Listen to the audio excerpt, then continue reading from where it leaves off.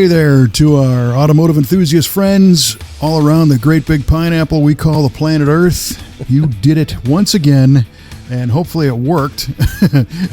You hit the play button on yet another... Kevin, another sumptuous episode of V8 Radio. Sumptuous. Sumptuous and some don't. Yeah, that's exactly right. You, sir, have just figured out life. Congratulations. There you go. Well, this is the V8 Radio podcast. I'm Kevin Ostie, joined as always by our esteemed co-host, Mr. Mike U-Ball Clark.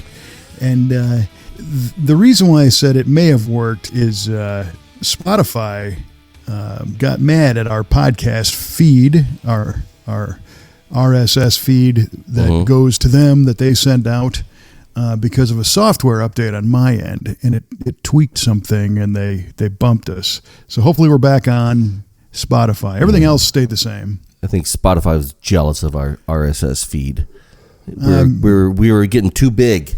No, I don't think they had to. I don't think that was it.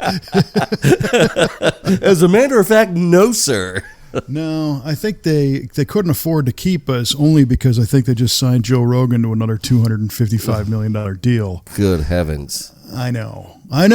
Is it really that big of a difference? Are there 255 million increments of improvement between the Rogan show and ours? I don't think so. It's probably close, but no. But 254,999,997 cents worth, but no. We are 3 pennies worth right there. That's it. Mm-hmm. So hopefully that got smoothed out. But, for those who do return every time, they are rewarded for their perseverance with the V8 Radio automotive trivia questions that we throw out in the beginning of every one of these episodes. And, of course, answer them at the end, leaving you with a full and satisfied feeling as you hit the stop button. Yeah, I am satisfied. Thank you. I'm full of it. Yeah, indeed. Have you prepared a trivia question for this episode? Yes, sir, I have. And to celebrate us being back on Spotify, hopefully, we have a big daddy question with lots of bonus opportunities for you today. Yeah. Yeah, man. All right, Kevin, and our 3 cent listeners. 3 cents listeners? Senseless only for listening? Yeah, 3 cents worth of listeners there.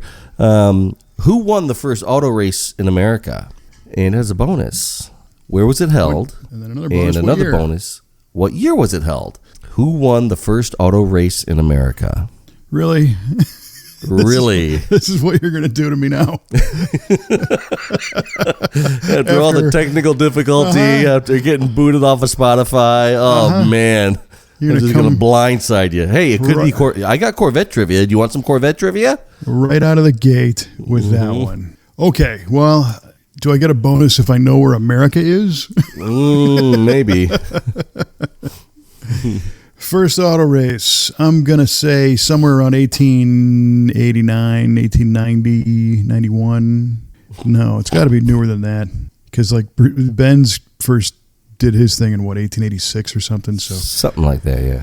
But it's got to be right around 1900. It can't be too much newer than that. So 1892. That's my guess for the year. Who was it? Was that the question? Correct. Who won the first auto race in America? All right, somebody who is no longer with us today. That part's correct. Is it like a famous thing? Is it somebody that everybody knows, or is it just like some dude from some place? You'll know it when you hear it. I will, huh? All right. Well, the only person I know that was racing back then was, Henry Ford was doing a little bit, but the quadricycle didn't come out until after 1899, 1900, somewhere in there. I don't think that was it. I'm not even of the mindset to be thinking of this era right now. Of course, you had Barney Oldfield and whatever junk he raced. I don't even know what that was. But just for fun and for the minimalization of the agony of our listeners, I am going to say it was, what year did I say? 1892. Correct. 1892, and I will say it was Barney Oldfield, even though I think he was about 2 decades later. And where was it? Correct. Philadelphia, of course. Philly. Nice. Good so Kevin, night. All right, so you said Barney Oldfield? Yeah, Oldfield, yeah. And don't act like you don't know how to spell Oldfield. I'm just making sure I heard you right. That's all, buddy. Uh-huh. I know what you're doing. Trying to talk me out of it. No, I wouldn't dare. Oldfield? That's clearly not the answer. How do you want me to spell that? And it was in in Philly in 1892. Is that your final answer? Yeah. Do I get bonus if I get all 3 of them wrong? Sure. You get the toilet bonus. All right.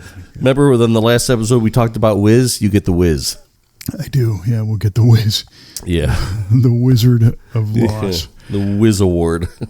Okay. Well, in return, I have a wheel of questions. Ooh, you get to spin. Wheel. It's back. Yes, it is. And right. We have 3 different ones to choose from. All right. So door number 1, door number 2, or door number 3? Yep. I'll pick door number 3. Ooh, yes. That's a good one. Right. Okay. On vehicles from long ago that did not have electric lights for turn signals or flashers, they had a thing that protruded from the side of the vehicle as a flag of sorts that indicated which way the vehicle was turning. You familiar with these? Is it a flag? It is not a flag. It's a thing. It's a thing, but it's not a flag. It's not a flag, but it protruded from the side of the vehicle. Some British cars, French, European cars had them. Lots of different stuff had them. Little mechanical thing that popped out. And I think it was a harken back to the railroad industry, if I'm not mistaken. So what were they called? And you have a choice of 2 different names. Really? They were called. This is a V8 radio first, folks. We got multiple choice. Yeah, I know. Please don't choose to turn it off.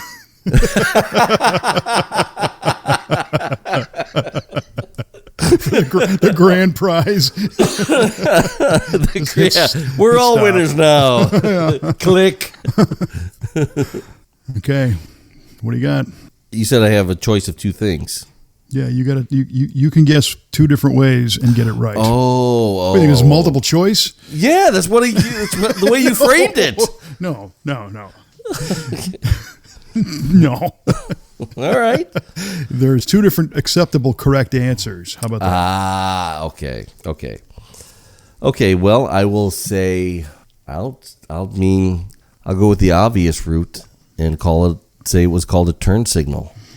Okay. Because Lord knows I have nothing else up to bat for this one. Well, I guess by definition it could have been a turn signal, but that's not or it is the right. Oh, that is not my final answer. No. Well, could be not. It is right in a sense. Is what I was trying to say already. So, all right, we're done with that. Hopefully. Yeah, we're done with that. Sweet Lord. Anything else? All right, tune in at the end of the show if you really want to get the answers to these riveting trivia questions. Oh, you're going to want to be here for this, folks. All right, so as we record this, we had a beautiful day here at the V8 Radio Studio South, like 60 degrees and sunny nice. out. Yeah. Very cool. Springtime's coming. I was chained to my desk all day, so I didn't know what the weather was like here today up in the North Studios. Well, you should take that up with your boss, man. I should. I just want her to know that I'm working hard for her. There you go. Yeah, I was chained to the desk as well, but on the way home from work, it was still nice out. It was great. Getting spring fever. Yeah, we had some rain here late this afternoon as well, so it's happening. Got to start planning them springtime road trips. Ooh, yeah. How about that? Can't wait. Well, one of the things that might hinder our road trip adventures this spring is this is a dueling year for emerging cicadas. Is it really? Have you been following this? No, but I remember when they all emerged a long time ago. Yeah, so there's different broods of cicadas. There's one, a 17-year variation that comes out of the ground every 17 years. And there's another kind that's a 13-year emergent.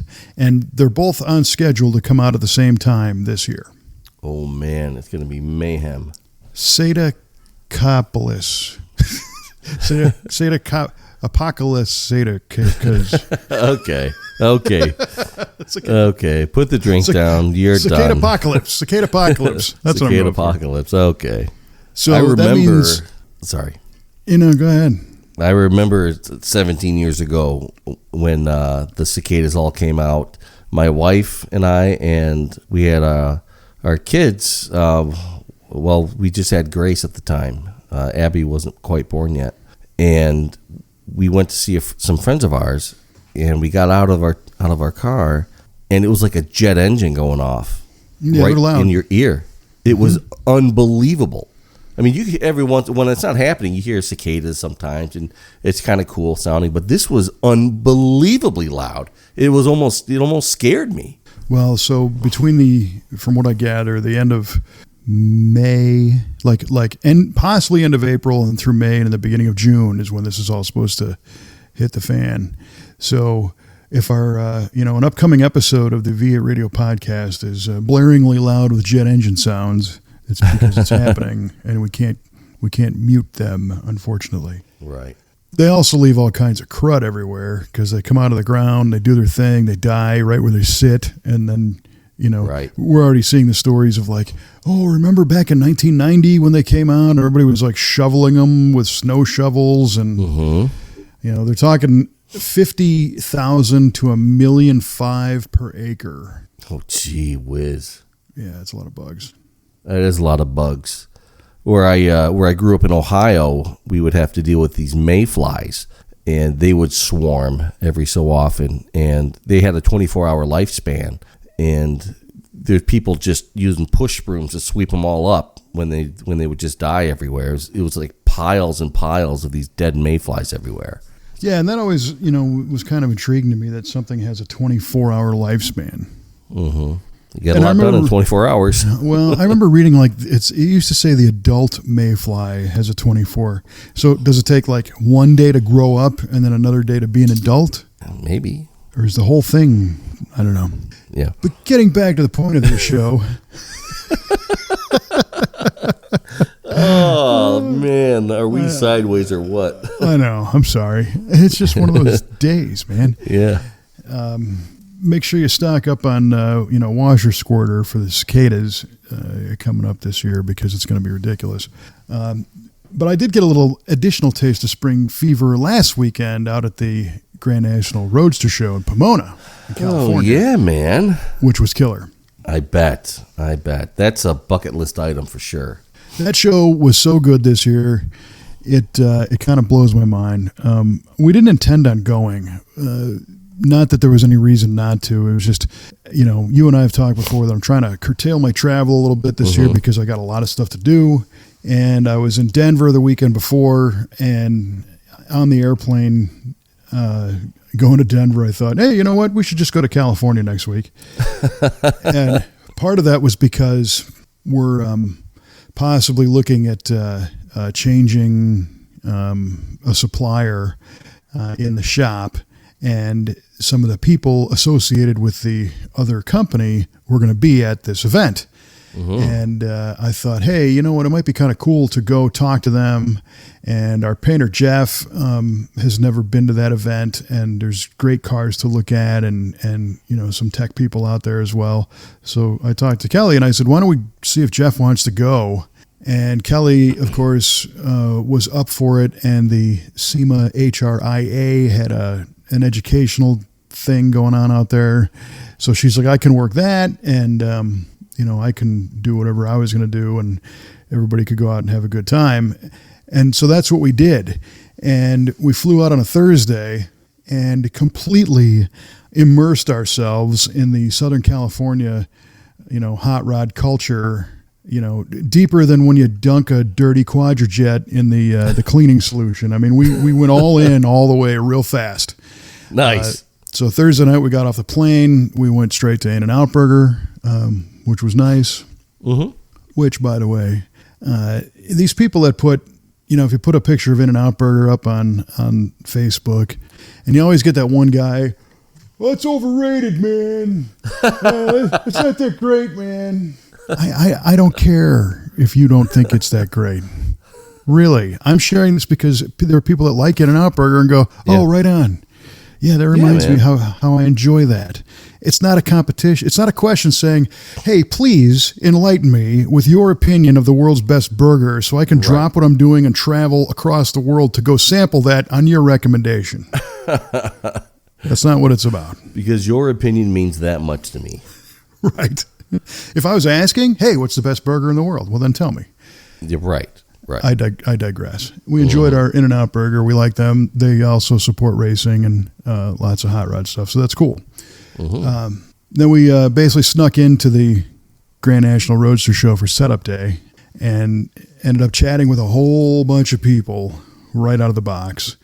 And it was really cool. Yeah. I mean, you had a lot of media people. You've got our friends from ARP. You've got builders. You've got other industry and hot rod culture, participants, I guess, enthusiasts that we know that were there. And it was just great hanging out with them. And in fact, Pete Shapouris IV came up to me and said, "Hey, dude, we're having an open house at SoCal Speed Shop tonight after the setup. Why don't you guys come by?" So we hung out at the show for a while. Then we buzzed down to SoCal Speed Shop. It's just up the road.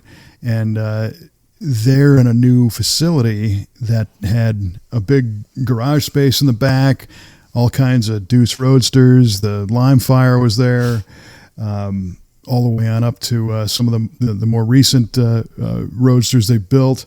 They got a little bar set up in there. Of course, they've got their merchandise shop with all the T-shirts and all the rest of it. And we hung out there for a few hours. It was really cool. It was a nice little happening, unplanned, And after that, we got an authentic burrito at this Mexican place down the street. And for one day, that was like a weekend's worth of stuff in the first night. That is killer. I was showing my father-in-law. I was out visiting him, and I was showing him some of the pictures you posted up on Facebook from SoCal Speed Shop, and those were the cars, the hot rods of his era when he was a kid, and he really just takes to those coupes and all that stuff, and he really, really enjoyed that. So thanks for posting those up. Oh yeah, no, you're welcome. I mean, one of those cars in particular, it's a green 32 Ford Roadster called Lime Fire with flames on it, and that was another one of the Hot Rod Magazine 4-panel fold-outs that was on my wall as a kid. And to see that car sitting right there, it means something. That's surreal. Yeah, that's crazy. And then hanging on the wall right above it was Gray Baskerville's old Hot Rod Magazine quilted satin jacket. Nice. Yeah. And SoCal has this rich history going way, way back. And they've got these photo collages on the wall. And, here's Billy Gibbons and Cadzilla and Pete Shapouris III and Jeff Beck. And, I mean, it just goes on and on. Coddington and all these, hot rodders and people from the scene. That shop was started by Alex Exidius a long time ago. And Alex, I think, is 103 now. You got to be kidding me. He's still alive. Oh, yeah. He was out there Saturday. Wow. If I'm not mistaken. So, yeah, he's still kicking around, and it's unreal. That's amazing. Yeah. Between him and I saw Iski at the show again at Iskandarian, and he's, 103. Hot rodding keeps you young, apparently. Those two guys. Apparently so.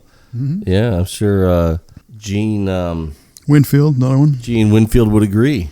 Yeah, it's great to see those dudes. And SoCal changed directions a little bit. He's not building cars right now, but they are selling parts. You can buy a Deuce chassis there and all the brackets and brakes and brake lines. And I think you can get a Brookville body through them and a windshield frame. You can basically build an entire Deuce Roadster or coupe out of the SoCal catalog, and then get yourself a year's worth of kick-ass apparel to wear.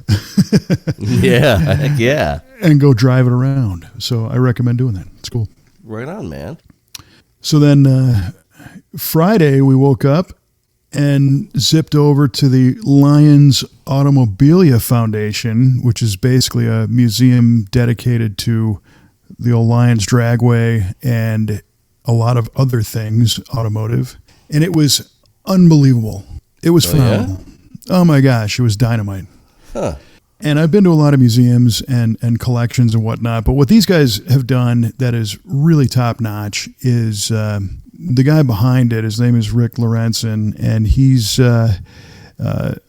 owned a business that did transport and trucking, I believe, and always loved certain cars. He loves the Willys, he loves Oldsmobiles, and just kind of started accumulating the cars that he used to race at Lions Dragway in Orange County. And it's a 100,000 square foot place. It's big. Wow. Yeah. And they walled off certain areas, and they've got certain themed displays, and they've got a whole mural on the one wall that is like a photorealistic depiction of, the old Muroc Dry Lake at El Mirage. So, and there's a 32 Ford Roadster out there, crossing the dry lake, going for a land speed record into the setting sun of this beautiful mural. But then the actual car is sitting right in front of you too. It's on display also. And the murals are done by one of the greatest hot rod and racing artists ever, Mr. Kenny Youngblood. And when we walked in, Youngblood's up on a scaffold painting part of the building as we were there. They're still working on this thing. It's still my gosh, a work in progress. Yeah, with another gentleman who I feel terrible because his name escapes me, but another brilliant artist. So you've got the dry lake theme. You have there's a couple of hydroplane boats, drag boat kind of things that are sitting there, and their background is a lake, and it's all done really cool. But the kind of the centerpiece is the tribute to the starting line of Lions Dragway. And this picture kind of gets out every once in a while on Facebook, where you see like the Stone Woods and Cook, Willie's Gasser is sitting there at the starting line. And they've got people in the crowd, and they got the tower, and Steve Evans is up there announcing and all this stuff. And it's all, it's not like being there, but it's like very, very cool. Yeah. That sounds amazing. It is. So I recommend looking that up on their Facebook page, at least. It's Lions Automobilia Foundation. And they've got other displays of almost like, your Disney type storefronts around the perimeter, where you got a glass window you can peek in, and inside there, one of them is an old music store. So there's guitars and, drums and saxophones. And then next to that is like an old toy store that's got like 300 old model kits and model airplanes and cars and everything hanging. Man. And this guy was able to basically just create like his happy place in so many different directions inside this facility. And there's a functioning diner, and then there are memorabilia displays for different racers and different automotive personalities. So there's a glass case with racing suits and paraphernalia from different racers and cars and stuff. And I mean, it's a lot. 160 cars, something like that in the collection. And I'm looking forward to it because I'm going to get back out there and shoot some video and do some features of some of the stuff. So yeah, I'm sure there's so much you didn't get to really experience based on your truncated timeline that you had out there. Yeah, so a big thank you to our friend Lana Chrisman, who helps keep that place going and organizing everything. And she was sharing some of her stories of dealing with the California DMV and keeping all the cars legal, licensed, and registered. Really? Oh, yeah. Oh, man. They all drive. They have a restoration shop, and they do a lot of the work themselves. And it's an operation, man. It's cool. It sure sounds like it. That is incredible. Mm-hmm. So then we left there and went back to the Roadster Show. Mm-hmm. and hung out and saw more people. And this is Friday. And got to take in the cars that were competing for the Al Sloniker Memorial Award and, of course, the America's Most Beautiful Roadster trophy. And they had a killer Pro Street and Street Machine display. So the fun part there was a lot of those cars in the Pro Street deal are Midwest based, and they're ones that I fortunately get to see every once in a while. But on the West Coast, they don't get to see them that often. So Gary Buckles' Camaro was there, and Matt and Debbie Hay with the pink Thunderbird. And they recently bought the Rick Dobberton J2000 flip-top car that was sitting there. And Scott Sullivan's Nova was there. And I mean, it just, all the top Pro Street cars you can imagine were all lined up. And and the nice mix is coupling in with SoCal. So you had a lot of great lowriders on display. Just some amazing works of art in that respect. Sure. And everything in between, man. It was unreal. Man, I got to get out there one of these days. That just sounds like too much. My head would probably explode. Yeah, it certainly can. And we went out to dinner Friday night, and then went back to the show on Saturday. But Saturday morning, we got up early and went down to Huntington Beach and hung out at the Donut Derelicts at the donut shop, and took in that whole scene for 3 or 4 hours. Again, hundreds of cars show up every Saturday as long as the weather's nice at Adams Avenue Donuts. So just everywhere you turn is something cool there. I did get to see my first Cybertruck in person. You did? Yeah. And what were your thoughts on that? Well, I did say that there's something cool everywhere you turn, maybe except that thing. Ooh, damn. Ouch. Zing. I don't know. This giant stainless doorstop in the middle of a, field of hot rods and muscle cars kind of stood out. But that's apparently why you get one of those. I don't know. It's interesting. It doesn't do a whole lot for me. It was bigger than I thought. But not my speed. But I hope they do well. I hope people enjoy them and, sell a lot of them. It's I'm all about the industry, but that's a good thing is I don't have to like it. That is 100% true. You do not have to. Yeah. And you don't have to pretend to either. Nope. So after we did donuts, then we went back to the show and chatted with more people. I got to be a guest on the Car Guy Confessions podcast with Jeff Smith and Cam Benty. That was fun.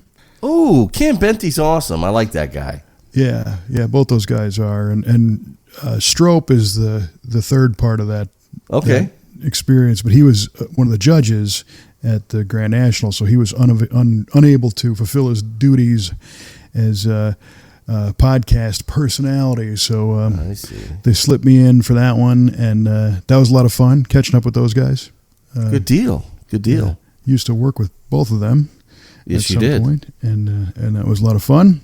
Yeah, I remember reading the editor entry from Popular Hot Rodding back when he was editor-in-chief of Popular Hot Rodding. Read the editor's page and at Camp Benty, and it was really cool. I got to meet him at the SEMA show a couple of years ago. So that's one of those kind of surreal moments that you experienced probably quite a bit. Talking about LimeWire, having it on your wall, and then seeing it in person. LimeFire, by the way.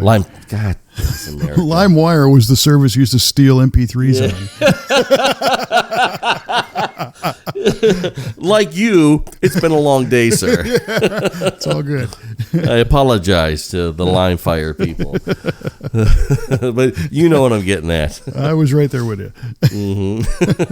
Good Lord. Well, and you're exactly right. I still have those moments. So at the Grand National. So one of the cool things about that event is, the hot rod culture thing largely started in Southern California. So a lot of those companies are still there. A lot of the people are still there, like we were talking about. I'm walking down the aisle shooting some video of a car, and I literally bump into Larry Wood. And it's like, hey, how you doing? And he's good. How are you? And, of course, Larry Wood was one of the first Hot Wheels designers. Oh, nice. At Mattel in the late 60s. Yeah, brilliant guy and just super cool. And he's just hanging out, taking pictures of cars and talking to people. And I got a chance to chat with Larry Erickson for a little while. Speaking of top-level Larrys, Mr. Erickson, of course, the designer of Cadzilla and Cadillac designer, Ford designer. So we chatted about the Cadzilla documentary project a little bit, and that was cool. You about have all the pieces of the puzzle in place for that. Almost. Just one missing right now. Yeah. One big piece. It's actually not that big of a piece, but it's the biggest piece. So, yeah. And again, everywhere you turn, it's like, hey, do you know who that is? And here you go. So it was fun, obviously, for me because, this is kind of my bag. But I was a little concerned with Jeff. Being a guy who's never been to that show and not anywhere near as, self-immersed in it as I am. But he said he had a great time. He loved meeting all those people. We introduced him to everybody, and he got a chance to chat with Steve DeMann. Steve DeMann is like just an unbelievable custom painter. Done a lot of work for Foos. He's done a lot of lowrider stuff, And we did a video with Steve, a couple of videos a long time ago at the SEMA show of his pinstriping. And, he does those multi-layer, gold leaf, metallic, multicolor. When you think of like the definitive lowrider with all the different colors and all the different craziness going on, right. the scallops and the shading, that's what Steve DeMann does. And wow. It's nuts, yeah. And him and Jeff were talking, and Steve's like, yeah, hey, maybe I can come out to your shop and hang out and, give you guys some pointers on how to do some of that stuff. So that was really cool. Killer. Yeah. And we saw Von Hot Rod. He was out there pinstriping and selling some of his stuff, and got a chance to chat with him. He's always great to see, Von Hot Rod Valdez. And a brilliant pinstriper with the brush, just doing it up. And Mick Jenkins from Mix Paint, they had, I think they had 9 cars on display at the show.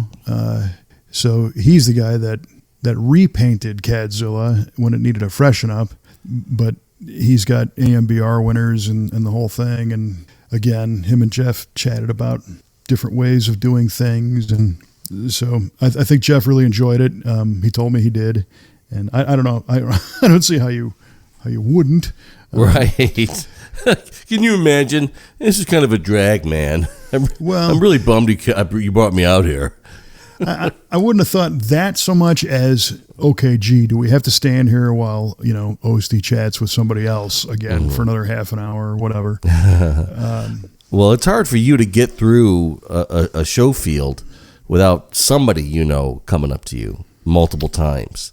And I've experienced this a few times with you, where you walk 10 steps and someone, hey, Kevin! And then it's on. It is, but that's really cool. I'm very fortunate. It is, and I'm not complaining. It is pretty cool that you have that kind of a presence in this really great industry. And it's neat meeting all these, people I've heard about, and some people I haven't heard about, but just know them by their work, and finally putting the pieces together. And you helped me do that, and that's really cool. Yeah.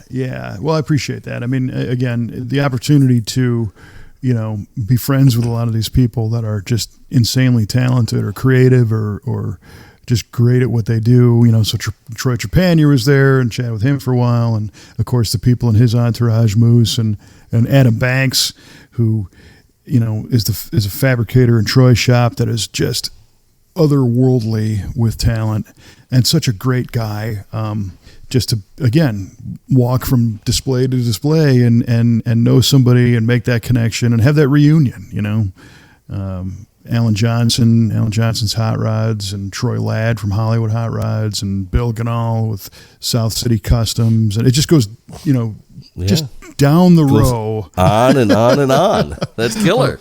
Of all these great people, and looking at great cars and getting great ideas. There's a lot of things that we brought home from that event that we're certainly going to be incorporating in cars we're working on. So it was, Jeff said it put gas in his tank, and that's a good thing. Oh, that's what you hope for.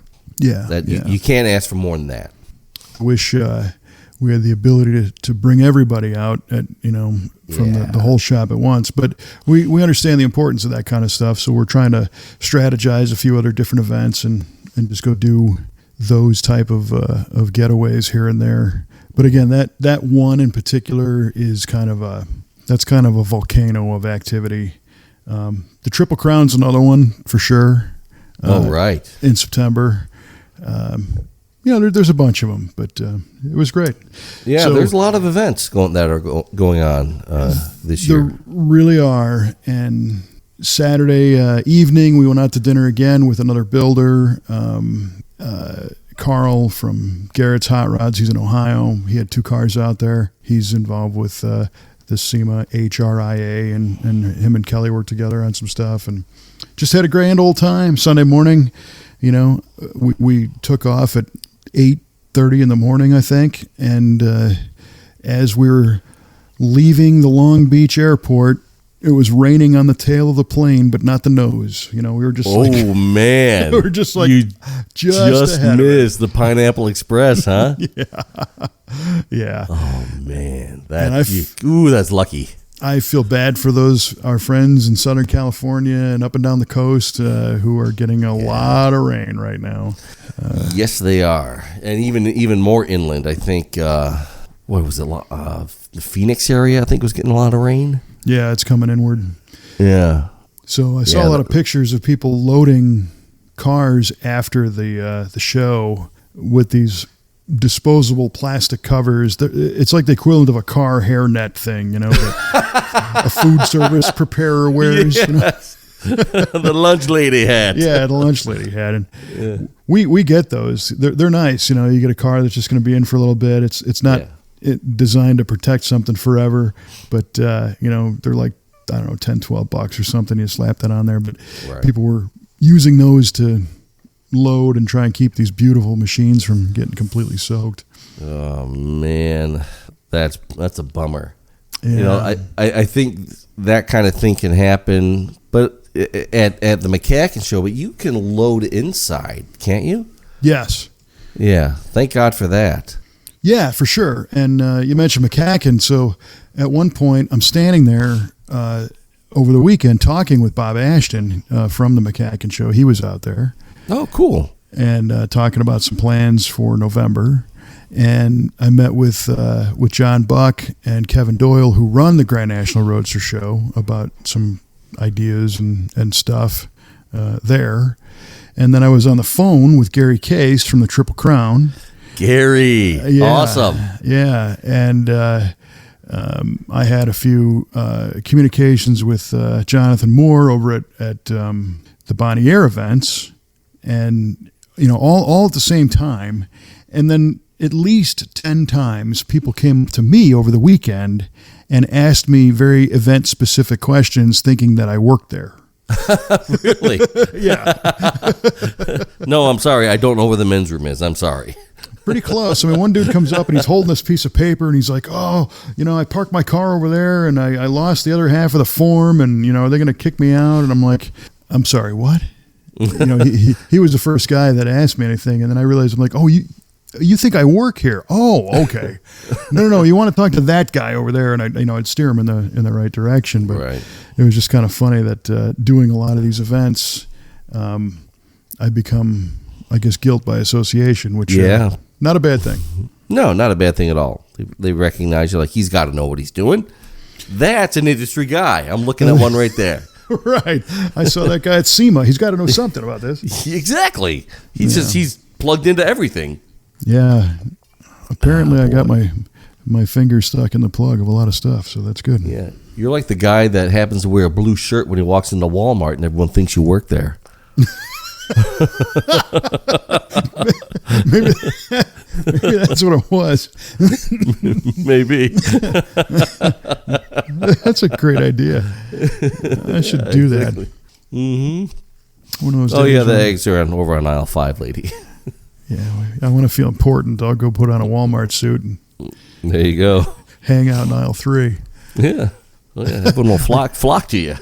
Yeah, it could be the executor of the Hot Wheels display. Right, exactly. Yes. Yeah. Oh, boy. So that sounded like quite an adventure. I'm really glad that Jeff got to go and really experience that kind of the other side of things. He doesn't go to many of those types of events, so does he? He used to do a lot of them. And Did he? In recent years, he hasn't traveled that much. As his kids are getting older, he's getting a little more time. And it was really a last-minute thing. I mean, Kelly booked the tickets like 4 days before we left. It was just like, let's just do this. So, but yeah, I'm very glad he came along too. It was a lot of fun. Good deal. Awesome. Yeah, I've been meaning to ask him about that. Let's see what his experience was, how it went for him. Yeah, you should. Yeah, definitely. So, getting all caught up and dialed in on your end. I know I'm about to drop another bigger project in your direction as we are starting to take in some engines in the machine shop finally. Yes, exciting. Mm-hmm. Finally, my reason for being is upon us. Well, and it's terrifying. The first one at the same time. The first one came in today, and it was the small block Chevy of my neighbor Rick. It came out of his. I helped him pull it out of his '67 Chevelle convertible last night, and when I say helped, I really didn't do anything because he had everything all lined up and ready to go. I basically just kind of pumped the jack handle a few times, and it was out. Perfect. And then he brought it down to the shop today, and that one he last built that engine in 1984. And oh, really? Oh, yeah, wow. Yeah, it's been around a little bit. Still in high school. It's pretty cool. It's a 67 Chevelle. His mom bought it in the 70s, and they've had it ever since. This is convertible. So recently it started making some strange noises up front, and Rick noticed that the crank is moving back and forth. Like thrust bearings are shot, and there's a lot of play up there. So he's like, well, let's just pull it out and tear it down and look at it. So that's what we're going to be doing with that one. So cool. We'll see if we generate any kind of a parts list on it. Yeah. I mean, we'll see if you generate any kind of a parts list on it. Thank you, sir. Gee whiz. Well, that'll be great because that will really help dial in the process and help kind of firm things up with how things are going to go. So you can't. You just got to do it sometimes to really, see where the pain points are and how to work through them and how to document everything properly and when to do it. So yeah, it's exciting stuff. Yeah. So the agreed upon procedure is that if somebody, an engine's going to go to our warehouse first and get all of the casting marks photographed, any stampings, any identification marks, so that we know, and the customer can be confident that they're getting the same engine back. Oh, man. Right? Because that's the thing. I've heard nightmares about stuff like that. I have too. So we want to hose this thing down with photographs before we do anything. And but Rick had taken all of those pictures himself and had already done some decoding on the block and some things, and he just kind of texted me all that information. So I asked our team, I said, do we want this to go to the warehouse, or do you want me to just take it straight to the machine shop, which is a couple miles down the road? And they're like, well, why don't you just take it straight to the shop, because we have those pictures and everything. And right. Okay, cool. So we took it straight to the machine shop, unloaded it, put it on a stand, got it in its place, and our system has been checked off with, its location within our facility and all that. Uh-huh. And I get home, and Kelly's like, so how'd it go today? And I said, good. She's like, so what'd you do? I said, well, Rick picked me up, and the two of us drove down to the machine shop, and we unloaded the motor and put it, in the facility. And she said, it didn't go to the warehouse? And I said, no, we already had the pictures, so it just went down the street. She's like, yeah, we're already violating all the procedures. Way to go. Ah, man. But we had adequate justification, I feel. We did have adequate justification. We didn't need to bother Sarge and Kaylee and Phil in the warehouse with taking the photos because we already had them. So right. I mean, normally we know what the procedure will be, but it's Rick, and he already had the pictures, and there's a level of trust you just have to have, right? That you do have with him. So for sure, yeah. So that's fine. It's okay. It's all right. No one's gonna die. No. And the gentleman that we have coming to be the lead machinist has been kind of putting his toes in the water and checking out the machines and getting things dialed in. So it's going to be rocking and rolling. We're excited. All right. Good stuff. Right on. It's happening. Oh yeah. It's here. Holy cow! It's really happening. That's awesome. And then I imagine you saw it, the video on the 64 Buick wagon or 63 Buick wagon we posted. Darn right I did. I've been showing everybody I can think of that thing. That thing is too cool. It's killer. Yeah.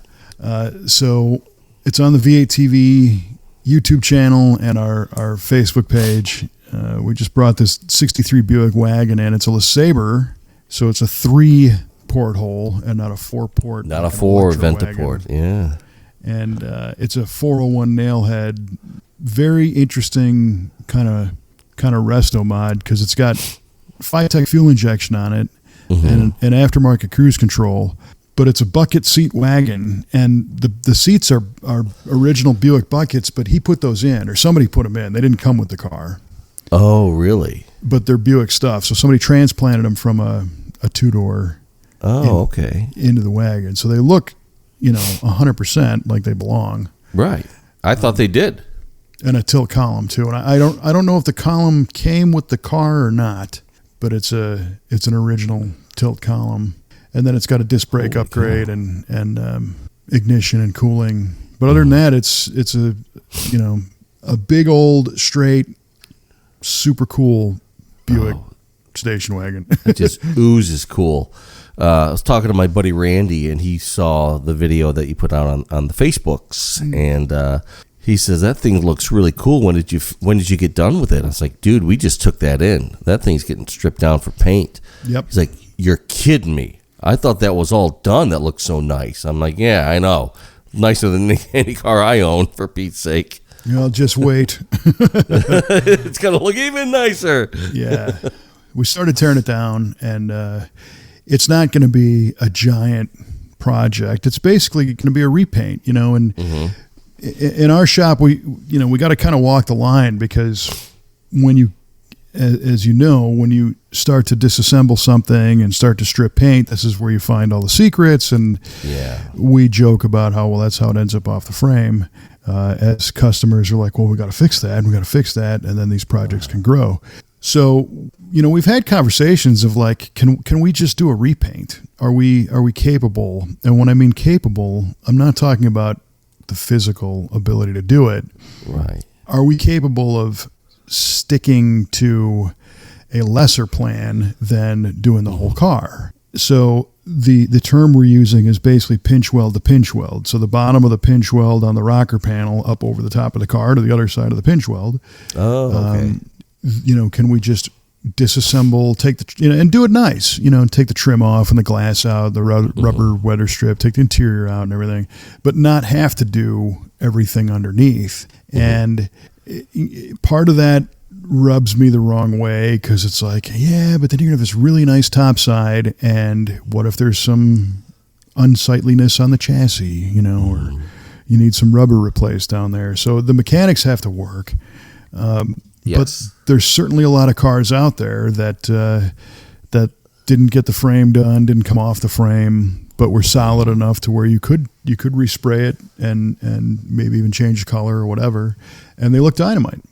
So, and we've done a few like that, of course. There's a 64 Ford Galaxy that belongs to our friend Red Lair, blue one, and that was basically a frame-on repaint with a little bit of metal repair in the quarters, and then we did all the trim and just did it nice, but just didn't do absolutely everything. Right. The car is awesome. I would love to have that car. So there's this wagon will be a good, kind of test of that ability, I guess. I gotcha. I just hope they don't find anything, too terrible hiding that, has to be addressed. Like, what do you find? Like an inch thick of Bondo somewhere on there. Like, brother. Well, looking at the car, I don't think that's going to be there. Yeah. It certainly has a few spots here and there that, we can take care of. And we're certainly not talking about just troweling over. Just spackle that. Yeah, and press on. That's not at all what I'm talking about. Right, I know. But the plan already is to replate the bumpers and plate and polish trim, and if we got to do a piece of steel here and there, then we have to do that. It'll be okay. Gotcha. And that's part of the understanding with the customer. So yeah, gosh, that is a nice car. That had almost everybody in the whole shop just going gaga over it when it showed up. Yeah, and it's different. That's what's cool about it. So yeah, looking forward to that. And that owner actually might be sending us another one already. His wife has a Studebaker that we might be doing that same approach on. Do a repaint, a few mechanicals, and have her have fun with that one. So that's cool. Man, that is cool. The challenge for us is that when we do the big video series online or on television, it's usually some of the more involved cars that got like everything, and people tend to watch those. And if it was a series, the classic example is on the '69 Corvette Roadster, where we did an engine and we did suspension and LS and 6-speed and gauges and wiper motor, all the stuff. And then we get a whole bunch of Corvette calls, and that's okay. Yep. But to transition, into something different when the phone's ringing because people saw the Corvette stuff can be tricky, especially if like today, because of this show I was at over the weekend and some ideas that I have, there's like a 33 Ford Coupe that I'm dying to build, but I don't have one in the shop right now that we're working on to show the rest of the world that, we do this kind of stuff. Right. So the Buick wagon is a nice departure and show people something different so that hopefully it fuels their creative juices to say, oh, yeah, you guys do those cars too. Well, yeah. Yeah, right on. All kinds of stuff. That's killer. I can't wait to see what's next. Me neither. That's right, man. Lots and lots is next. So, good but stuff. But what is actually next right now? Oh, do tell. Is the answer to these pathetic questions. Oh, these were great questions, dog. All right, let's hit it. All right, so I asked you who won the first auto race in America.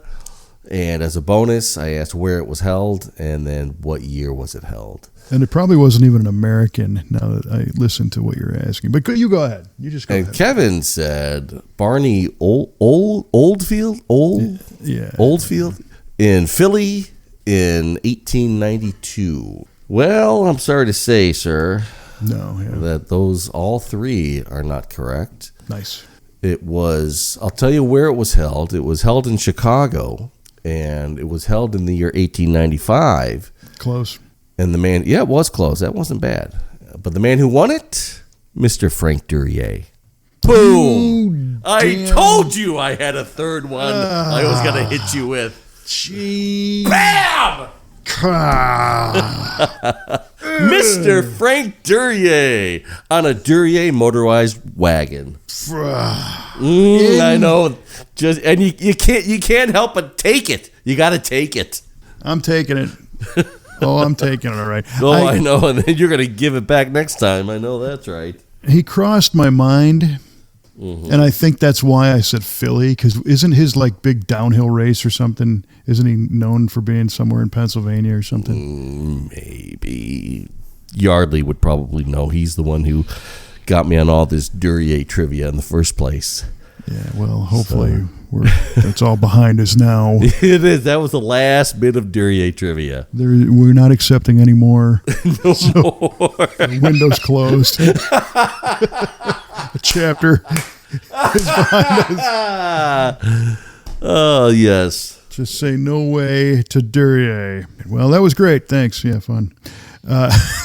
But, Chicago and Philly are very similar. So, I mean, They are similar. I was sniffing down the path, but I lost. Okay, so I had asked you, the signal indicators that popped out of the side of a vehicle had a special name. There's 2 acceptable answers that we're going for here. You said they're turn signals. Going with the obvious. Yeah. Well, I mean, like I said, I guess technically you're correct. The 2 words we are looking for are semaphores. Whoa. Or trafficators. Whoa. And those were the names of these little mechanical pop-up flags. And like I said, they were used by a lot of European cars in the first half of the last century. And I didn't know anything about these things. And then one day I'm watching something, and this guy was in I don't know if it was in an old Citroen or a VW or something, and this little flag pops out, and I'm like, what the hell do you call that? Well, you call it a trafficator or a semaphore. All right. Yeah. Now you know. Now we all know. Now you'll be able to sleep at night. Thank you. I appreciate that. Yeah, that's my gift to you. The gift of sleep and peace. You're a real humanitarian. Yeah, good for the soul, that answer. It is. Good All Lord. Right. Well, this was fun. Apologies for the rambles. Things kind of went off the rails here and there, but a lot going on. I mean, that's kind of what's going on in my head right now. I don't have a lot of straight lines. I got things in all directions, so that's cool. It is cool. Good things coming. For sure. And if you dug the show, go ahead and subscribe. Hopefully our Spotify people have that figured out, but we certainly are still playing on Apple Podcasts and at v8radio.com and any and everywhere else you want to get your podcast on. We're happy to oblige. And you can always check out v8speedshop.com. There's a contact us box. You got an old ride that, you're looking for a repaint or something custom, or you got a hot rod idea, reach out. We're happy to hear it. And, who knows? Maybe we'll be building yours, and you can follow along in video and in photos right there at v8speedshop.com. That'd be fun, wouldn't it? That would be great. Yeah, heck yeah. So just do it. Just do it. There you go. All right, man. Yeah, man. Got anything else? I have nothing else. Yeah. I left it all out on the microphone. That's it. Well, as you wipe that off, I'll do the close. So again, thanks for tuning in. This has been the V8 Radio Podcast. I'm Kevin Ostie for Mr. Mike Q-Ball Clark, inviting you to tune in next time. And in the meantime, keep it under 100 and always use your trafficator to avoid confusion. Nice. See you next time.